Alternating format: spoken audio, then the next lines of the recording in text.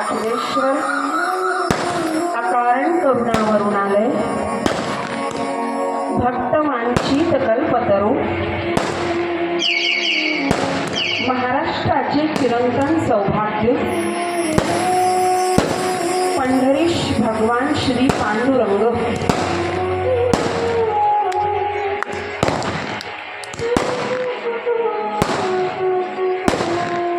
साधकांचे मायबाप ज्ञानियांचे राजे भागवत धर्म संस्थापक महावैष्णव पंढरीश पांडुरंगाचे लढीवाळ भक्त संत श्रेष्ठ सच्चिदानंद स्वरूप श्री ज्ञानेश्वर माऊली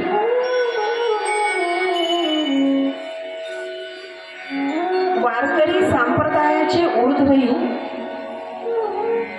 विश्वभूषण श्रीमंत संत जगद्गुरु श्री तुकाराम महाराज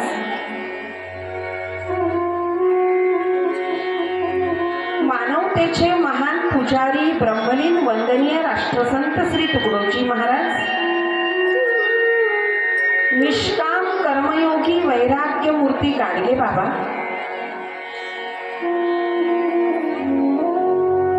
सच्चिदानंद स्वरूप परमहंस संत श्री गजानन महाराज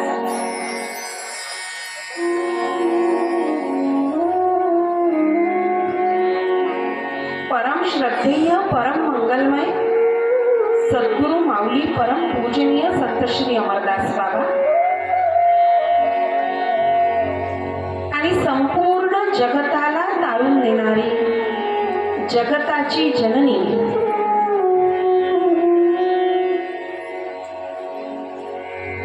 मोक्षदात्री त्रैलोक्य सुंदरी आदि माया शक्ती परांबा श्री भवानी माता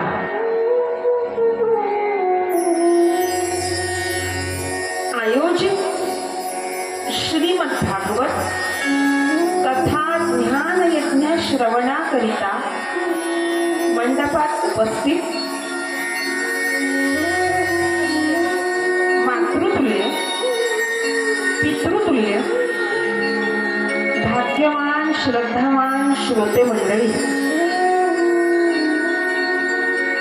आपण सर्वच जण प्रभू परमेश्वराची अंश आहात असे समजून सर्वप्रथम आपणा सर्वांच्या चरणी साष्टांग दंडवत प्रणाम करते आणि सत्राच्या सेवेला आरंभ करते.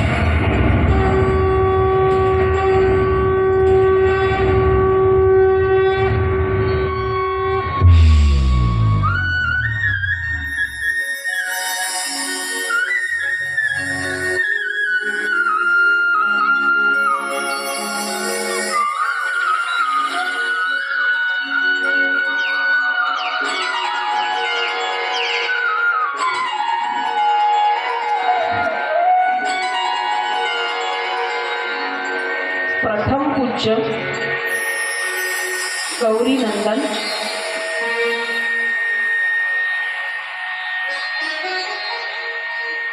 बुद्धीची देवता वरद विनायक श्री गणपती बाप्पा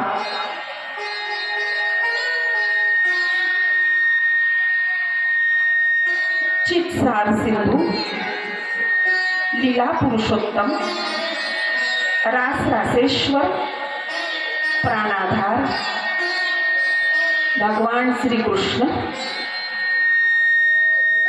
आणि त्यांची वाङ्मयी मूर्ती श्रीमद भागवत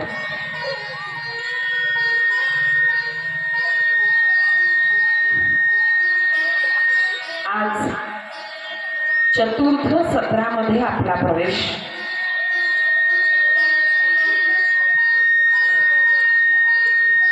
ध्रुव चरित्र आपण कालच्या सत्रामध्ये ऐकलं.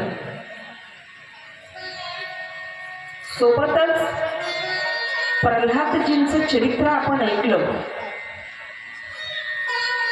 हिरण्यकश्यपू महाभयंकर अत्यंत क्रूर असे दानव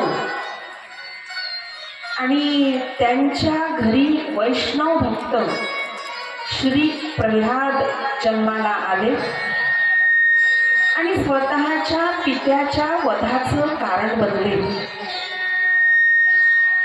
श्रीमद भागवताच्या ग्रंथामध्ये सांगितलेल्या संदर्भानुसार आज तागायत भगवान परमात्म्याने 23 अवतार घेतले. म्हणजे 24 अवताराचं वर्णन आलेलं आहे ग्रंथामध्ये, पण 24वा तो व्हायचा आहे आणि म्हणून आजच्या तारखेपर्यंत 23 अवतार. मंडळी, या 23 अवतारापैकी एक नृसिंह भगवंताचा अवतार. काल आपण कपिल अवताराबद्दल बोललो. 23 अवतारापैकी काल आपण कपिल अवताराबद्दल बोललो. श्री ध्रुवजींना आढळ पद प्राप्त करून देण्यासाठी किंवा मनोवांछित वर देण्यासाठी भगवान परमात्मा तिथे येतात. ते त्यांचं हरिरूप आणि मग नृसिंह अवतार. श्रीमद भागवताच्या या ग्रंथामध्ये देवाधिदेव श्री विष्णुदेवांच्या संपूर्ण अवताराचं वर्णन आलेलं आहे.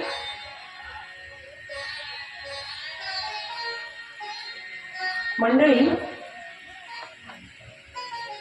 ध्रुव आणि ध्रुवाचा वंश विस्तार मग तिकडे पुढं वेन राजापर्यंत वाढला.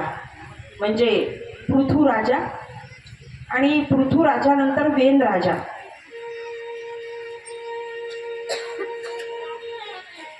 त्यानंतर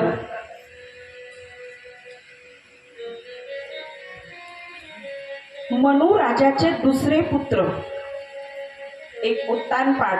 काल आपण त्यांच्याबद्दल ऐकलं. म्हणजे ध्रुव चरित्र तिथूनच सुरू झालं. त्याच्यानंतर मनु राजाचे दुसरे पुत्र प्रियव्रत आणि त्यांनी विश्वकर्माजींची पुत्री बहिष्मती हिच्या सोबत विवाह केला.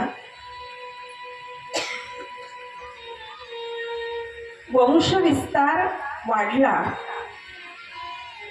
आणि मग त्याच वंशामध्ये वृषभदेव नावाचे राजे झाले. नाभी राजा आणि नाभी राजानंतर वृषभदेव नावाचे राजा झाले. आणि या ऋषभदेवांचा जो अवतार आहे ना, किंवा ऋषभदेवांचा जो जन्म आहे, ऋषभदेवांचं जे चरित्र आहे, भगवान श्री विष्णुदेवांच्या 23 अवतारापैकी एक.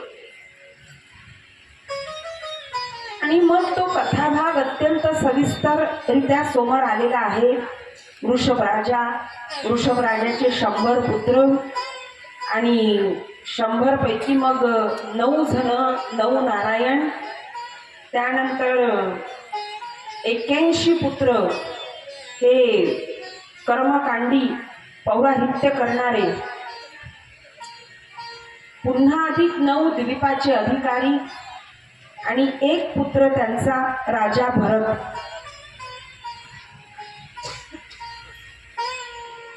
मंडळी, या भरत राजाच्या नावावरूनच भारत देशाला भारत असं नाव पडलं. आणि मग यांनी 3 जन्म घेतल्याची सुद्धा कथा आहे की सगळं राजवैभव, राजपाट सगळं सोडून त्यांनी वानप्रस्थ आश्रम स्वीकारला. गंडकी नदीच्या तीरावर येऊन जप, जाप्य, ध्यान, धारणा हे सगळं त्यांनी स्वीकारलं. म्हणे वानप्रस्थ आश्रमामध्ये आता बस झाला तो राज्यकारभार. आता फक्त ईश्वराची प्राप्ती, भगवंताची भेट. पण एक हरिणीचं पिलू दिसलं आणि मग त्याचा जीव वाचवला. ती गर्भिणी हरिणी होती, त्याचा जीव वाचवला.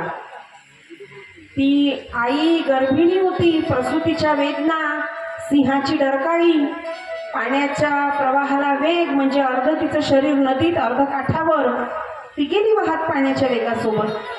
नुकतंच जन्मलेलं मृगश्रावक तिथं पडून होतं, त्याला वाचवलं.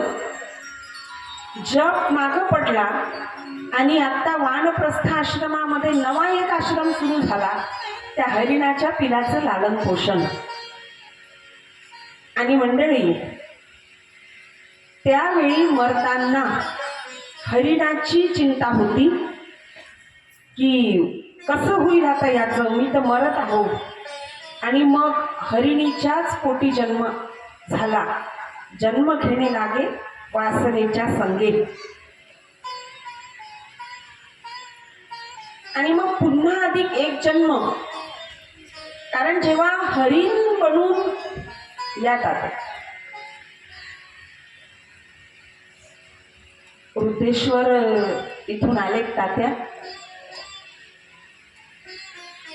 आदरणीय सन्मान्य श्री रामदासजी चोथे, यात्रा कमिटीचे अध्यक्ष श्री वृद्धेश्वर संस्थान.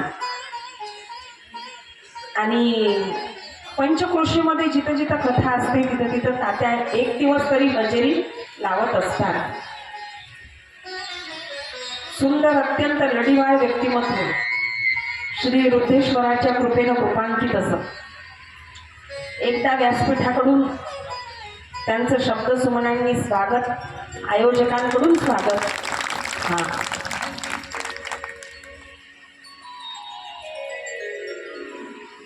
मग असा तो कथाभाग सविस्तर आलेला आहे की हरिण असताना पूर्वजन्माची आठवण झाली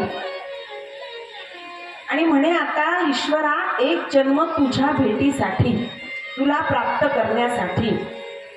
आणि मग अंगिरस गोत्रामध्ये एका ब्राह्मण कुळामध्ये जन्म झाला, त्या ब्राह्मणाच्या दुसऱ्या पत्नीच्या पोटी. आणि नाव ठेवलं जड भरत. म्हणजे 3 जन्माचा प्रवास आणि त्याचं वर्णन.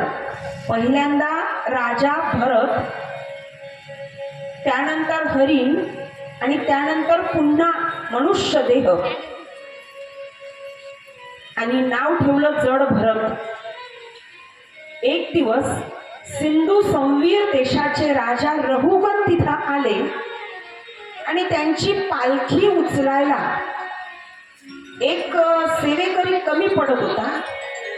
आणि म्हणे चल तू माझी, आता सगळ्या सेवेकरांनी म्हटलं हा इथं रिकामाच बसलाय नदीच्या किनारी, आणि म्हणे चल मग तुला राजाची पालखी धरायला मिळेल, चल.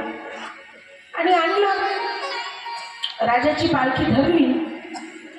काय होत होतं, रस्त्यानं असा थोडासा किडा जरी दिसला ना की उडी मारायची जड भरत.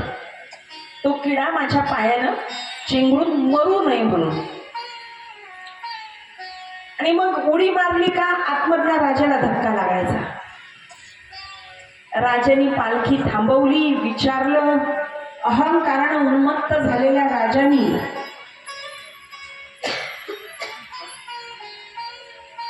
म्हणे तू भाग्यवान आहेस, मी राजा आणि माझी पालखी तुला धरायला मिळाली. स्वतःला तू भाग्यवान समज, हे तुझं भाग्य आहे. जड भरतजींनी सगळं बोलणं ऐकलं महाराज. आणि मग जड भरतजींनी सांगितलं, तुम्ही राजा आहात आणि मी तुमची पालखी धरली म्हणून मी भाग्यवान काय? ही भाग्यवंताची व्याख्या नाही. राजा खरं भाग्यवान त्यालाच म्हणावं जो गेला शरण पंढरी राया. म्हणे अहंकारानं उन्मत्त होऊन आणि कोणत्या राजपदावर गर्व करीत आहात? काल तुमच्या वडिलाचं होतं, याच्या आधी तुमच्या आजोबाचं होतं, उद्या तुमच्या मुलाचं असणार आहे, परवा तुमच्या नातवाचं असणार आहे. जे तुमचं नाही त्या राजपदावर, त्या राजसिंहासनावर एवढा गर्व, एवढा अहंकार.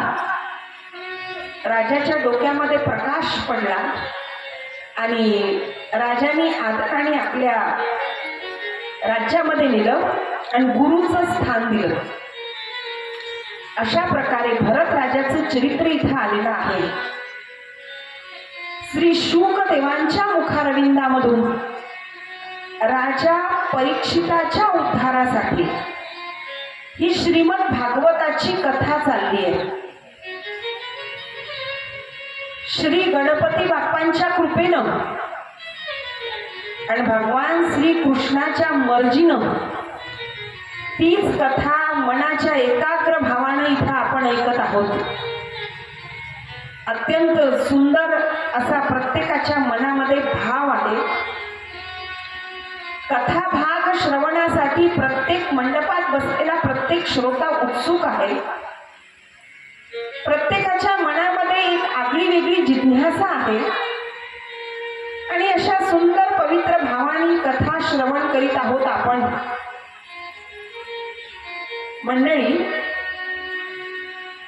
शुकदेवांच्या मुखारविंदामधून निघालेलं हे ज्ञानामृत श्री परीक्षित राजा सेवन करीत आहेत, श्रवण करीत आहेत कथा. प्रश्न विचारला परीक्षित राजांनी शुकदेवांना, म्हणे हा हे सगळं म्हणजे ज्या ज्या कथा ऐकल्या त्या म्हणे हा मी ऐकतोय, मला अत्य आनंद होतोय, माझं मन अत्यंत स्थिर आहे.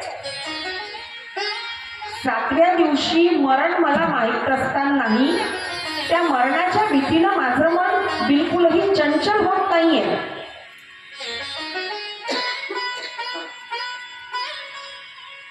पण मनामध्ये ज्या शंका कुशंका येत आहेत ना,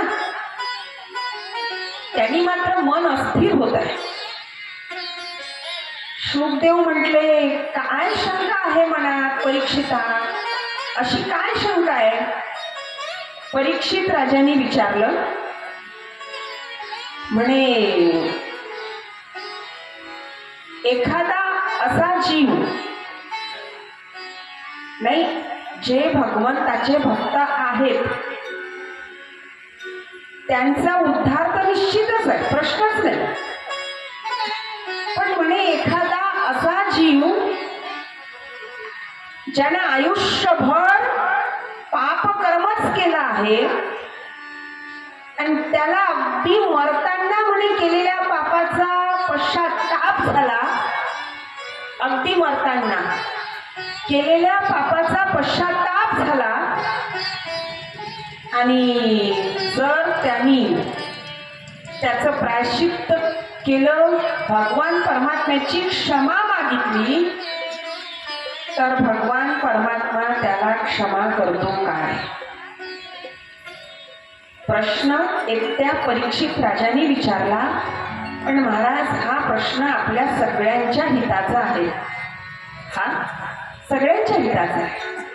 आयुष्यभर निव्वळ पापकर्मच केली, आयुष्यभर दुष्ट दुराचारी, पण अगदी त्यांना वाटलं हे असं करायला नको होतं. हा, आणि मग यावेळी जर तो जीव भगवान परमात्म्याची क्षमा मागतो तर भगवान परमात्मा त्याला क्षमा करतात का? आयुष्यभर पाप करणाऱ्या जीवानं, हा आयुष्यभर पाप. कसं आहे ना मंडळी, लहानपणापासून पाप आणि पुण्य या दोन संकल्पनेसोबतच आपण मोठं होत जातो.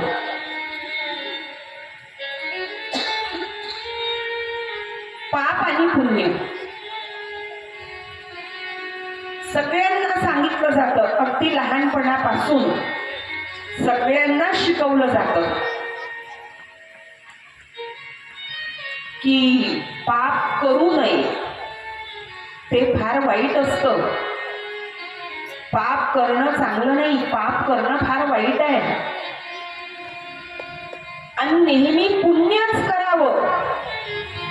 पुण्य हे चांगलं असतं, पुण्य फळ चांगलं असतं आणि म्हणून सगळ्यांनी पुण्य करावं. आपण सगळेजण हेच ऐकत आलो की चुकूनही कोणा सांगितलं नाही की पाप करा. किती पंथ आहेत, किती संप्रदाय आहेत, हा, पण एकाही संप्रदायाने पाप करायला सांगितलं नाही, एकाही पंथाने पाप करायला सांगितलं नाही. प्रत्येक संप्रदायाची, प्रत्येक पंथाची शिकवण जरी वेगळी असली तरी त्या संपूर्ण शिकवणीचा सार एकच आहे की पाप करू नये, पुण्यच केलं पाहिजे. पुण्य म्हणजे सत्कर्म आणि ईश्वराच्या प्राप्तीसाठी सत्कर्म अत्यंत आवश्यक आहे. सगळ्या पंथाची, सगळ्या संप्रदायाची ही शिकवण आहे. सगळे स्वामी, मोठे मोठे महाराज, कथाकार, कीर्तनकार, सगळेजण प्रवचनकार, साहित्यिक, विद्वान, प्रकांड, पंडित, सगळेजण हेच सांगत आहेत. सगळेजण हेच सांगत आहेत. पण तरीही पाप होते की नाही? हा, एवढं आश्चर्य आहे. सगळ्यांना माहित आहे करू नये, ते फार वाईट आहे, सगळ्यांना माहित आहे, तरी पाप होतं. हा, आणि सगळ्यांना माहित आहे पुण्यच केलं पाहिजे, पण मग म्हणून पुण्यच होतं का हो? हा, मंडळी, पापाची व्याख्या मोठी सुंदर आहे. जे आपोआप होतं ते पाप. हा, जे आपोआप होतं ते पाप. पाप करायसाठी ठरवावं लागतं का? पाप करायसाठी देवाला बोलवून संकल्प करावा लागतो का? हा, पाप करायसाठी सत्यनारायण पूजा करावी लागते का? पाप करायसाठी एखादी विशिष्ट ट्युशन, एखादी विशिष्ट शिकवण, एखाद्या विशिष्ट मंत्राचा जप असं काही आहे का? हा, न ठरवता आपोआप, हा, आपोआप होते ते पाप. आपोआप, न ठरवता, कुठल्याच प्रकारचा संकल्प न करता. हा, सकाळी उठल्या उठल्या घर झाडायला झाडू घेतो आपण, संपूर्ण घराचा अंदाज घेता घरातल्या 4 कोपऱ्यामध्ये भली मोठी मुंग्यांची रांग असते. आपल्याला घर झाडायची घाई. हा, हातात घेतला झाडू, फिरवला मुंग्यांच्या रांगेवरून. रात्री जेव्हा आपण झोपलो तेव्हा संकल्प केला होता काय, उद्या सकाळी उठल्या उठल्या मी 450 मुंग्या मारीन. संकल्प केला नव्हता, पण ती मुंग्यांची रांग दिसली तेव्हा आपण ती जाईपर्यंत वाट पाहतही थांबलो नाही. घेतला झाडू, मारला पटकन. हा, मेल्या, सगळ्या मुंग्या मेल्या. आपोआप होतं ते पाप, आपोआप. आणि पुण्य, हा, करूनही करूनही करूनही जे होत नाही महाराज ते पुण्य. हा, करूनही करूनही करूनही होत नाही ते पुण्य.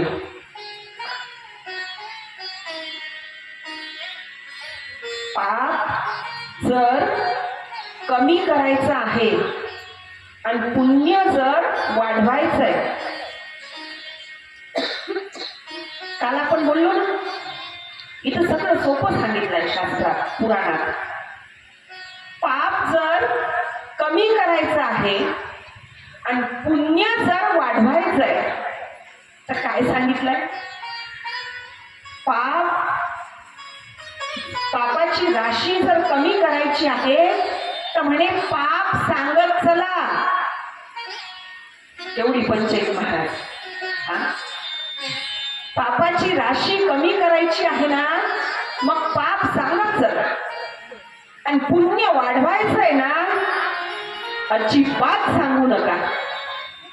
आपलं किती वेगळं आहे. हा, पापाची राशी कमी करण्यासाठी पाप सांगत चला, कबुली देत चला. नका इतरांजवळ संकोच वाटते. आपले इष्टदेव, आपले आराध्य देव पांडुरंग, भगवान श्रीकृष्ण, गणपती बाप्पा, हा आपल्या इष्टदेवाजवळ तर कबूल करू शकतो की नाही. असं व्हायला नव्हतं पाहिजे देवा, पण होऊन गेलं नकळत. पण याच्यानंतर खबरदारी घेईल, असं माझ्या हातून होणार नाही. शब्द देते, हा गणपती बाप्पा शब्द देते तुला. हा, हे विनायका, तू सुद्धा असं अघटित काम माझ्या हातून होईल अशी दुर्बुद्धीच मला देऊ नको. पापाची राशी जर कमी करायची आहे महाराज, पाप सांगितलं पाहिजे, कबूल केलं पाहिजे. कबूल, हा कबुली. इथं आपण साध्या साध्या गोष्टीची कबुली देत नाही, केलेल्या पापाची कबुली देऊ. कोण मोजतील किती मुंग्या मारल्या, किती माकोडे मारले. हा, आणि कोण ते नोटबुकात नोंद करून ठेवीन, कोण सांगीन आठवडाभरात मी 125 मच्छर मारले. हा, मी 250 माशा मारल्या ते लिक्विड टाकून. हा, सांगा बरं. इथं साध्या साध्या गोष्टीची कबुली देत नाही आपण.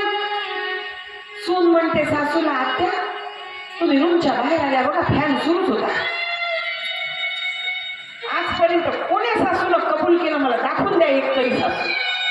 हा, सून म्हणते तुम्ही बाहेर आल्या ना आई, लाईट सुरूच होता हॉल मधला, थोडासा लाईट बंद करून येत जा. ती म्हणते मी पैसा पैसा करून माझ्या जीवाला कजून एवढं सगळं तुमच्यासाठी उभं केलं. हा, आणि तू मला म्हणते मी लाईट सुरू ठेवला. किती गुंता वाढवतो आपण. एवढंच म्हणायचं काम आहे. हो, नाही राहिलं माझं लक्ष, तुला दिसलं ना मग तू बंद करून देत जा बाई. तेवढं सोपं काम आहे. आणि केवढा गुंता वाढवला आपण. ते विचारते तुम्ही आज सकाळी भांडे घासले, कप फुटलं काय तुमच्या हातून. सासूबाई म्हणते माझ्या हातून कसं काय कप फुटल. हा, ती म्हणते माझ्या हातून. तू म्हणजे आहे कोण.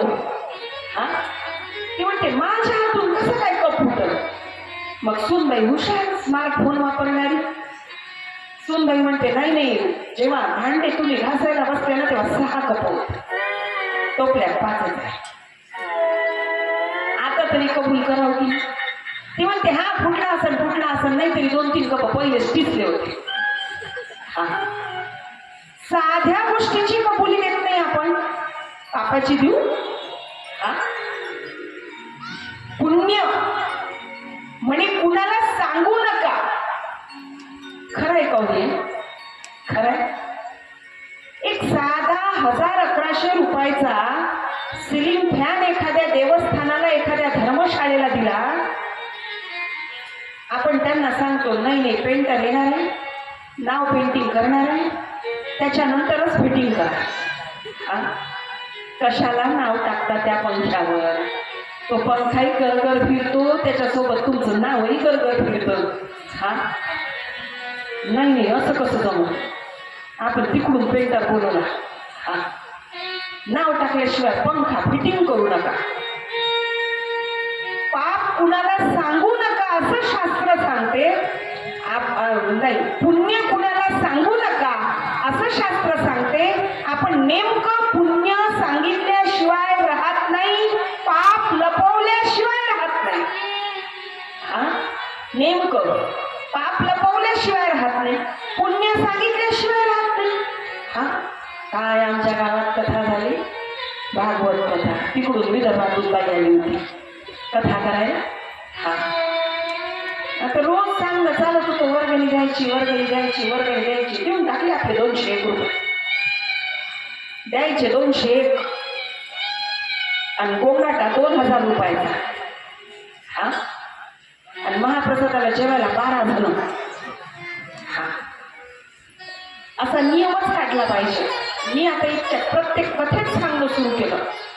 असा नियमच काढला पाहिजे गावागावातल्या कथा आयोजक लोकांनी ना, की जेवढे कथेला तेवढेच महाप्रसादाला. हा. कथेला 1 पट, महाप्रसादाला 10 पट. हा. आणि ते उलट सांगते नाही नाही मग कसं काय नाही खायचा महाप्रसाद, आणि वर्गणी दिली ना. हा. पुण्य सांगू नका, आपण सांगितल्याशिवाय राहत नाही. हा.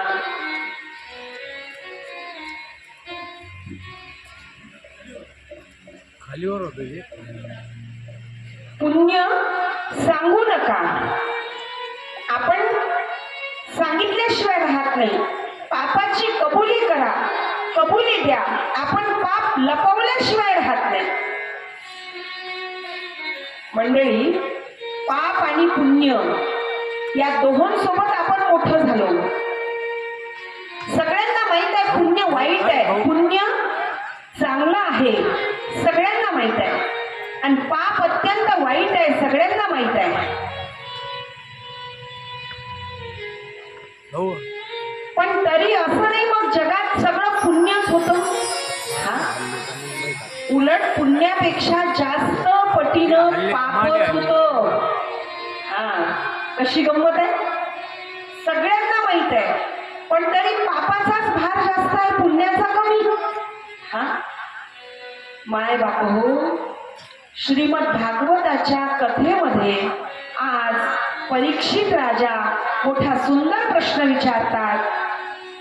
म्हणे आयुष्यभर पाप केलंय, आयुष्यभर दुष्ट कर्म केले, आणि मरताना जर केलेल्या पापाचा पश्चाताप झाला आणि भगवान परमात्म्याला क्षमा मागितली, कुणाला? तुम्हाला, आम्हाला नाही, भगवान परमात्म्याला, तर भगवान परमात्मा क्षमा करतो काय? शुकदेव म्हटले, परीक्षिता, याच आशयाची मोठी सुंदर कथा मी तुला सांगणार आहे. हे घडून गेलं. म्हणे सांगा. काण्यकुब्ज नगरीमध्ये अजामिळ नावाचे ब्राह्मण राहत होते.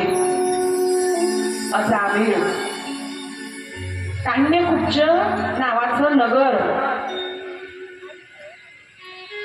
ब्राह्मण, आणि ब्राह्मण म्हटल्यानंतर पौराहित्य, कर्मकांडाचा प्रसार, हे वेगळं सांगायला नको. पण त्यातून जे धन मिळत होतं ना, ते कमी मिळत होतं. त्यातून संसाराचा उदरनिर्वाह चालत नव्हता. कारण संसाराचा व्याप भला मोठा होता. 9 मुलं, 9 मुलं, आणि फक्त निव्वळ पूजापाठ करून जे धन मिळत होतं, त्यातून संसार चालत नव्हता सुरळीत. असं वाटत होतं मी चटकन धनाढ्य झालो पाहिजे. आणि म्हणून एक दिवस याच चिंतेत आपल्या सवंगड्यांबरोबर, सोबत्यांबरोबर बसले असताना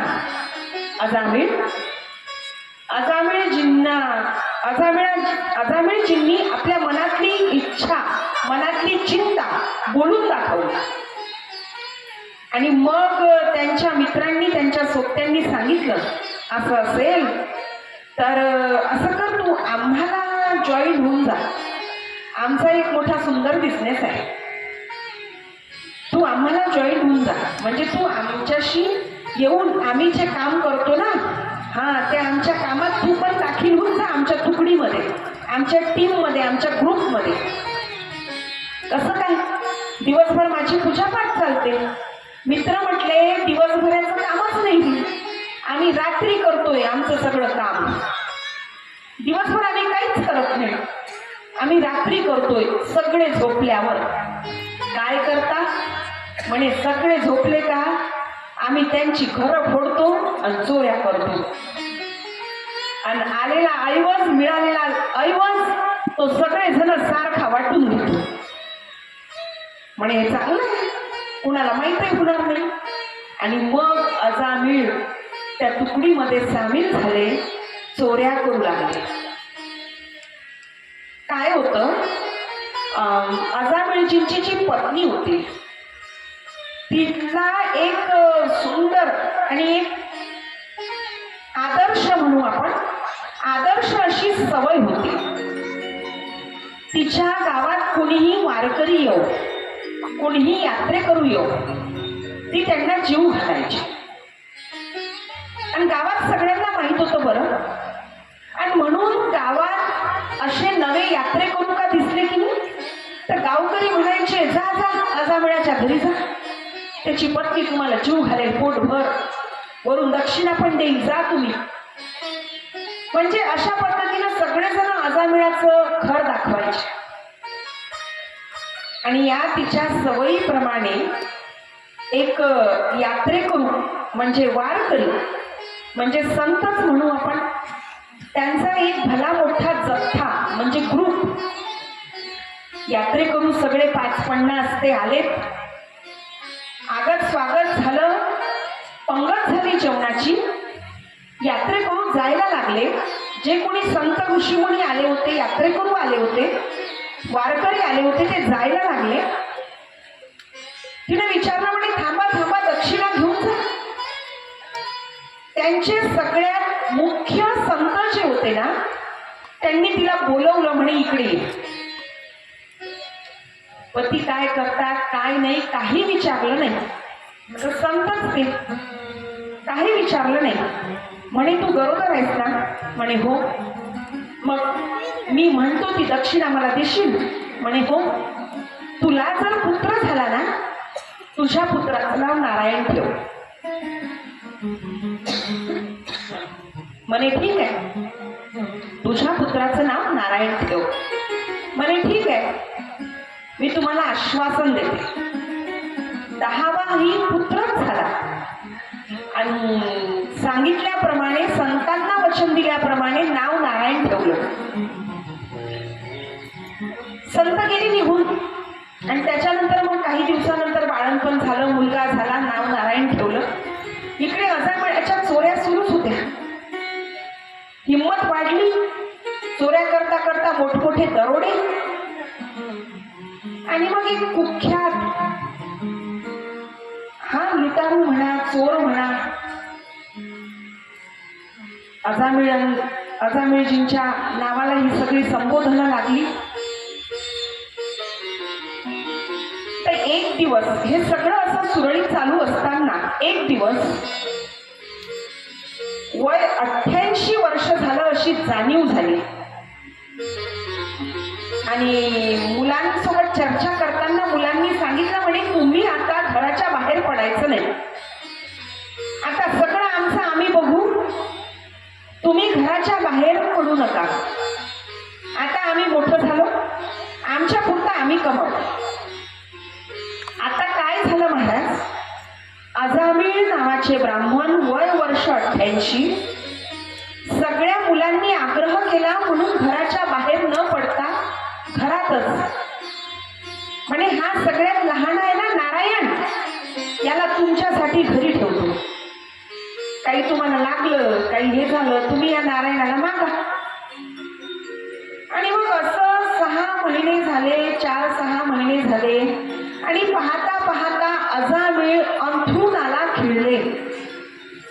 वृद्धापकाळ, वृद्ध अवस्था, अजामिळ अंथरुणाला खिळले. आणि अजामिळ जेव्हा जसे अंथरुणाला खिळले, यातना होत होत्या बरं, वेदना होत होती. आता मी जास्त दिवस वाचणार नाही, मला मरावं लागणार, ही जाणीव सुद्धा होत होती. कधी कधी जीव घाबरा घुबरा व्हायचा, कधी कधी सर्वांगाला घाम फुटायचा, कधी कधी घशाला कोरड पडायची, कधी कंठ दाटून यायचा, शब्दही बाहेर पडत नव्हता.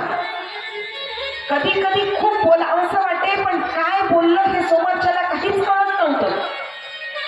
कधी डोकं दुखायचं, कधी पाय दुखायचे, कधी छाती दुखायची. हे सगळं चाललं. आणि अशा अवस्थेमध्ये अजामिळ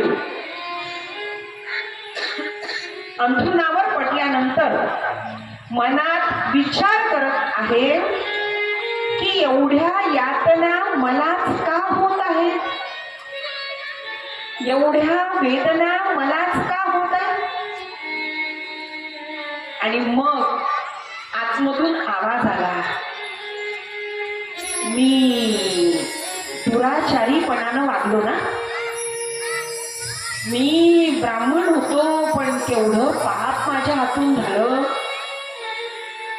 नव्या नवरीच्या अंगावरचे दागिने लुटून आणले. हा, एक जोडपं ते धन द्यायला तयारच नव्हतं. मग त्यांच्या लहानशा लेकराला धारदार शस्त्राचा धाक दाखवला. एक एक प्रसंग. आणि अजामिळाच्याच मनाने अजामिळालाच उत्तर दिलं, महाराज कदाचित मी पापी आहे, मी दुराचारी आहे, मी दुष्ट आहे, म्हणून एवढ्या यातना मला होत असतील का. कसं आहे ना, मरणाचा अनुभव हा ज्याचा त्यालाच बरं. किती विद्वान असू द्या आणि किती मोठे अधिकारी असू द्या, मरणाचा अनुभव ज्याचा त्यालाच. आपल्या भोवताल कितीही नातेवाईक असू द्या आणि आपलं त्यांच्यावर कितीही जीवापाड प्रेम असू द्या, मी असा असा मेलो हे कुणालाच सांगता येत नाही. हा, कुणालाच सांगता येत नाही. पती पत्नीचं किती जीवापाड प्रेम. पती मरण पावले, ते पोचले स्वर्गात, पण त्यांनी तिथून मेसेज केला, अगं तू सावध हो, बघ मी असा असा मेलो, तुलाही असं असं मरावं लागल. असं झालं का. हा, कधीच नाही. इथं नो शेअरिंग. हा, इथं अनुभव हा सांगताच येत नाही. हा, असं सांगता येईल, मरता मरता वाचलो हे सांगता येतं. असा प्रसंग आला ना, मी तर डोळेच मिटून घेतले. म्हटलं आता झालं काम आपलं. आणि अचानक गणपतीची मूर्ती आठवली. हा, अचानक गणपती बाप्पा नजरेसमोर आठवले आणि बस वाचलो बा. गणपतीच्या कृपेनं वाचलो बा. जे वाचले त्यांनी वाजवल्या टाळ्या. हा, मंडळी असा असा मेलो सांगता येत नाही, पण मरता मरता असा असा मी वाचलो हे सांगता येत. आश्चर्य आहे. नाहीच सांगता येत. कितीही प्रयत्न करा, नाही सांगता येत. कितीही सांगण्याचा प्रयत्न करा, बोलताच येत नाही. काय सांगाल. हा, मंडळी अजामिळ स्वतः एकटेच विचार करत आहे. अंथरुणावर पडले, मृत्यूशय्या, आणि या मृत्यूशय्येवर अंथरुणावर खिळलेले 88 वर्षाचे अजामिळ मनात विचार करत आहेत, मी खऱ्या अर्थानं पापी आहो, मी खऱ्या अर्थानं दुराचारी आहो, आणि म्हणून मला इतक्या वेदना होत आहेत. आणि मग या सर्वांगामध्ये वेदना होत असताना, असह्य यातना होत असताना अजामिळ आपल्या सगळ्यात लहान पुत्राला हाका मारायचे, नारायणा, ए बाबा नारायणा, पाणी आण. चहा आणतोस का रे बाबा, नारायणा चहा आण. नारायण म्हणायचा, बाबा पाय चेपून देऊ. नाही नाही, पाय नको नारायणा, थोडं डोकं चेपून दे. मृत्यूशय्या, मरण, मला मरावं लागणार हे सत्य उमगलं होतं. हा, मला मरावं लागणार हे सत्य उमगलं होतं. मृत्यूशय्येवर अवस्था, सर्वांगामध्ये वेदना होत आहेत, यातना होत आहेत. आणि अशा परिस्थितीमध्ये स्वतःच्या पुत्रासाठी, नारायणासाठी निघालेली हाक मोठी आर्त होती. आर्त, कळवळीनं. हा, आणि ती अत्यंत आर्ततेनं, अत्यंत कळवळीनं निघालेली हाक अजामिळाच्या पुत्रापर्यंत तर जाऊन पोहोचली, पण त्याच्यासोबत क्षीरसागरामध्ये शेषनागाच्या आसनावर, शेषनागाच्या शय्येवर आपली कांता आई साहेब माता लक्ष्मी समवेत विराजमान, प्राणेश्वर, प्राणाधार, करुणावान, दयावत्सल देवादिदेव श्री नारायण, श्री विष्णुदेव त्यांच्याही कानी जाऊन पोचली.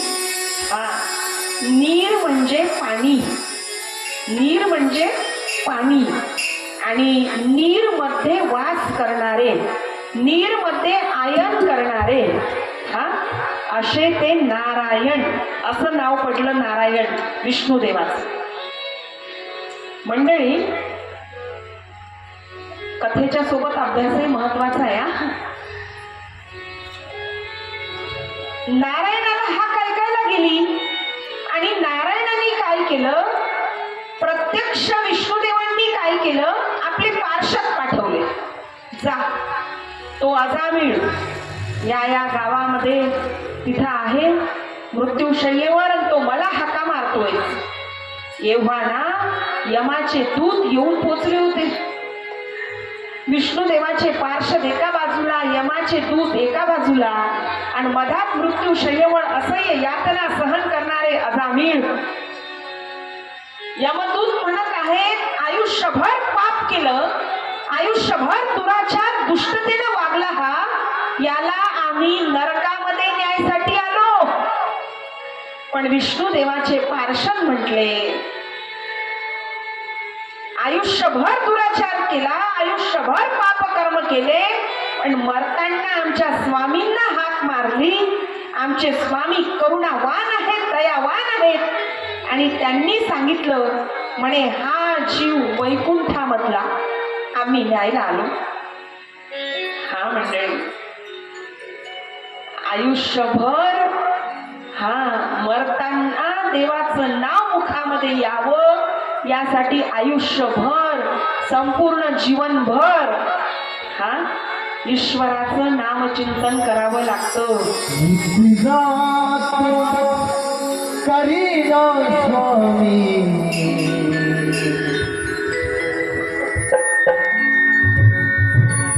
इतना करीना स्वामी, जब प्राण तनी से निकले, बिना तो करीना स्वामी, जब प्राण तनी से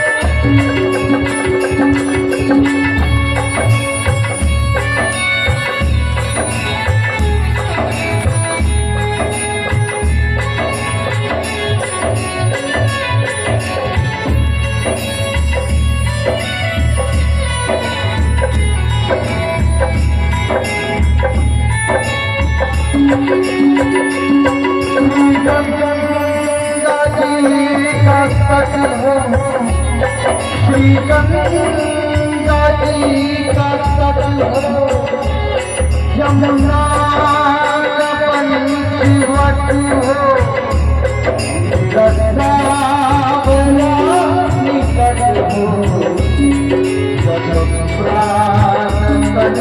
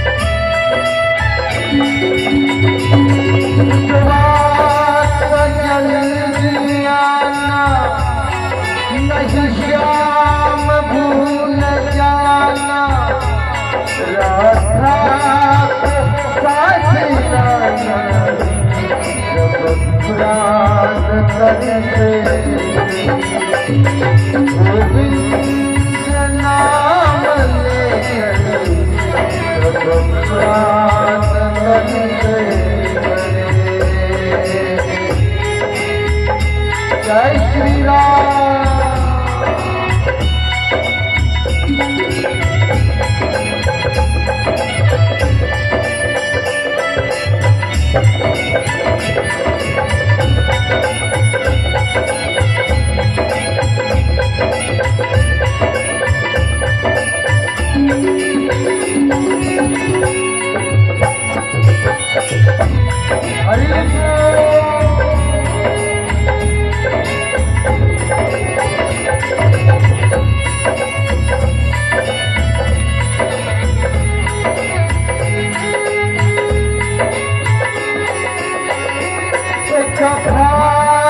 करती है अर्जी खुद गणेश की है गर्जी।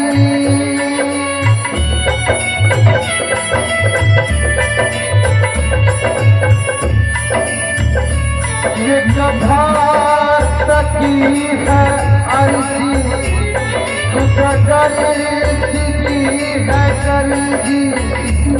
आगे तुम्हारी मर्जी सब प्राण तन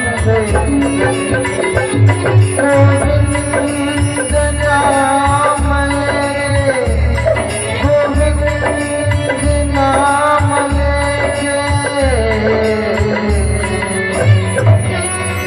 गोविंद नाम ले सब प्राण तन से करे। इतना तो करना स्वामी जब प्राण तन से करे। हा संपूर्ण कथाभाग ऐकल्यानंतर आपण म्हणाल काय सोपं आहे हा, म्हणे आजामिळाने पाप केला आयुष्यभर, दुराचारीपणानं वागला आजामिळ आणि मरताना म्हणे नारायणाला हाक मारली, नाले विष्णू देवांचे पार्षद न्यायला आणि गेले वैकुंठात। हा म्हणे केवढं सोपं आहे हा, खरंच सोपं आहे का हो हा, खरंच सोपं आहे। मरताना मृत्यूशय्येवर ईश्वराचं नाव मुखात यावं यासाठी आयुष्यभर सतत ईश्वराच्या नामाचं चिंतन करावं लागतं मंडळी। त्याच्याशिवाय तुम्ही म्हणाल आम्ही आयुष्यभर पाप करतो आणि मरताना नारायणाला हाक मारतो, कसं शक्य हा? तुम्ही म्हणाल अजामिळानं तर केलं, अजामिळाचं पण सोय होती, त्याच्या पुत्राचं नाव नारायण होतं हा, आपल्या जवळ ती सोय नाही महाराज हा? आपला डुग्गू, आपला दादू, आपली बिट्टी, आपली चिट्टी, बबली हा सांगा आपल्याजवळ ती पण सोय राहिली नाही. हा आज आम्ही अंथरुणावर खिळले, काही दिवस अंथरुणावर राहता आलं. मी पाप केलंय म्हणून मला यातना होत आहेत आणि भगवान परमात्म्याचं नाव घेण्याचा उद्देश नव्हता, पण स्वतःच्या पुत्राला हाक मारली. त्या हाकेमध्ये कळवळा होता, आर्तता होती, करुण स्वर होता आणि म्हणून प्रत्यक्ष नारायण देव प्रसन्न झाले. हा केलेल्या पापाचा पश्चातापही झाला आणि प्रायश्चित्त करण्यासाठी अवधी पण प्राप्त झाला. हा पश्चाताप तोच फळतो जेव्हा प्रायश्चित्त करण्यासाठी वेळ आपल्याजवळ शिल्लक असतो. हा जीवन निकल गया तो जीने का ढंग आया, जब शम्मा बुझ गई तो महफिल में रंग आया. असं झालंय आपलं. हा असं झालंय. गाड़ी निकल गई तब घर से चला मुसाफिर, मायूस हाथ मलता तिरंग लौट आया. जेव्हा गाडी डेपोतून निघाली तेव्हा आपण घरून निघालो, गाडी कशी सापडेल. एसटी स्टँड वरून एसटी डेपोतून निघणारी गाडी जर पकडायची आहे तर तिच्या वेळेच्या निदान 2 मिनिट, निदान 5 मिनिट आधी तरी जावं लागेल. आपलं असंच होत आहे. उद्धाराची संधी आपल्याला मिळत नाही असा प्रश्नच नाही. वारंवार उद्धाराची संधी मिळते, वारंवार ईश्वराच्या भक्तीची संधी मिळत असते जीवनामध्ये, पण आपण त्या संधीचा फायदा करून घेत नाही. आपण त्या संधीचा फायदा करून घेत नाही.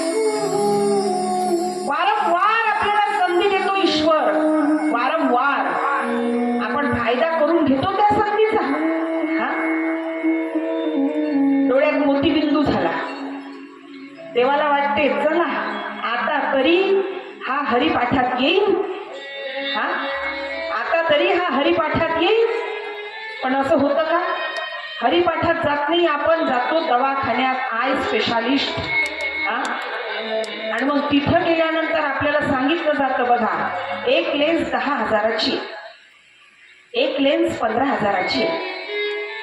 एक आहे ना ही अमेरिकन आहे आणि ही एकदा टाकली ना पुन्हा बदलवायचं कामच नाही, पण याची किंमत 40,000 रुपये आहे. आपला मुलगा, आपण, आपल्या पोरीबाळी सगळे सांगतात नाही नाही 40,000 रुपयाची लेन्स टाक. ज्ञानेश्वरी वाचायसाठी, गणपतीच्या मंदिरात येऊन हरिपाठ काकडा करायसाठी नाही, प्रेमाची गोष्ट पाहण्यासाठी, टीव्हीवर सिरियल पाहण्यासाठी. सांगा ना, प्रत्येक वेळी ईश्वराने संधी दिली, प्रत्येक वेळी.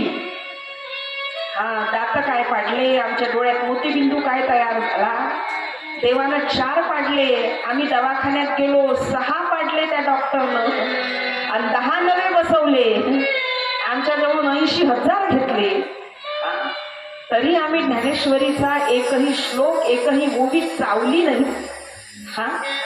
मंडळी, ईश्वराने वारंवार संधी दिली, ईश्वराने वारंवार आपल्याला संधी दिली. आपण त्या संधीचा, आपण त्या कथा चालली आहे या कथा ऐकायला, असं म्हणा बरं कॉलेजात जाणाऱ्या पोरांना, असं म्हणा बरं तरुण पिढीला. नाही नाही कथा चालली आहे, चला मग कथा ऐका, चला मग कथा ऐका. ते म्हणतील या वयात, ते म्हणतील या वयात, हे वय काय आमचं कथा ऐकायचं आहे का. मुळात कथा म्हाताऱ्यांसाठी नाहीच. आता आले बसा मंडपात महाप्रसादापर्यंत, पण मुळात कथा म्हाताऱ्यांसाठी नाहीच.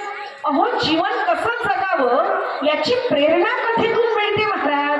जे जीवन जगून चुकले त्यांच्यासमोर प्रेरणा मांडून काय उपयोग. अख्खा सोशल मीडिया त्या मोटिवेशनल स्पीचनं भरलाय सध्या. केवढा ट्रेंड आहे तो मोटिवेशनल स्पीच, मोटिवेशनल स्पीकर. हा केवढा ट्रेंड आलाय सध्या. मी म्हणते ज्ञानोबा रायांनी सांगितलेली ज्ञानेश्वरी, तुकोबा रायांनी सांगितलेला गाथा आणि ज्ञानोबा रायांनी सांगितलेली ज्ञानेश्वरी, तुकोबा रायांनी सांगितलेला गाथा, नाथ बाबांनी सांगितलेलं भावार्थ रामायण, एकनाथी भागवत याच्यापेक्षा दुसरं कोणतंच मोटिवेशनल स्पीच असू शकत नाही. हा पण ते मंडपात येऊन ऐका तर ते म्हणतात या वयात. मी त्यांना सांगते या व यात. हा घ्या आता डाउनलोड करून. हा मी त्यांना सांगते या व यात. हा यातच यावं. हा मंडळी,